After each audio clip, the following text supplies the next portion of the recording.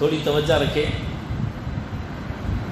کہ دنیا کی ہر چیز پہلے بنتی ہے پھر پیک ہوتی ہے۔ دنیا کی ہر چیز کا اصول مینوفیکچرنگ پہلے ہے اور پیکنگ بعد میں ہے۔ سبحان تیری قدرت، قربان جائیں تیری عظمت پر، تیری کاریگری پر۔ خدا کی کمپنی میں، خدا کی کاریگری میں پہلے پیکنگ ہوتی ہے پھر مینوفیکچرنگ ہوتی ہے۔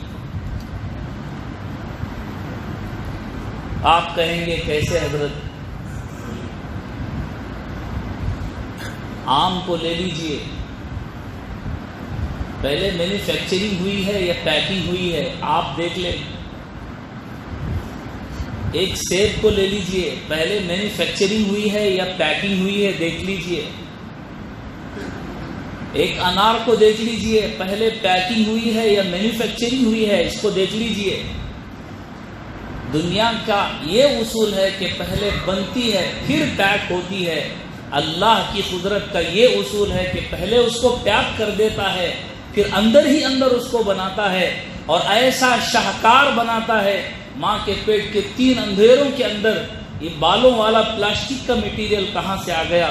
یہ ہڈیوں والا پتھر کا میٹیریل کہاں سے آ گیا؟ یہ چمڑے اور اسکن والا میٹیریل کہاں سے آ گیا؟ یہ پانی جیسی آنکھ کا بنا ہوا اس کا میٹیریل کہاں سے آ گیا؟ یہ خون جس کا کلر کہاں سے آ گیا؟ یہ ہڈیاں اس کی طاقت والا میٹیریل کہاں سے آ گیا؟ یہ اللہ کی قدرت ہے کہ اللہ رب العزت نے پہلے پیک کر دیا پھر اس کو بنایا، اور اللہ کہتا ہے لَقَدْ خَلَقْنَا الْإِنسَانَ فِي أَحْسَنِ تَقْوِيمٍ، کہ میں نے ساری دنیا میں سب سے بہتر طریقے پر انسان کو پیدا کیا۔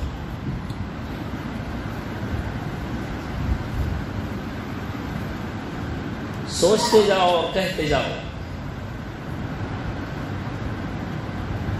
آپ کی زبان پر یہ لفظ ہونا چاہیے آج کہ خدا کی کاریگری میں پہلے پیکنگ ہوتی ہے پھر مینوفیکچرنگ ہوتی ہے۔ دنیا کا اصول میں پہلے مینوفیکچرنگ ہوتی ہے پھر پیکنگ ہوتی ہے۔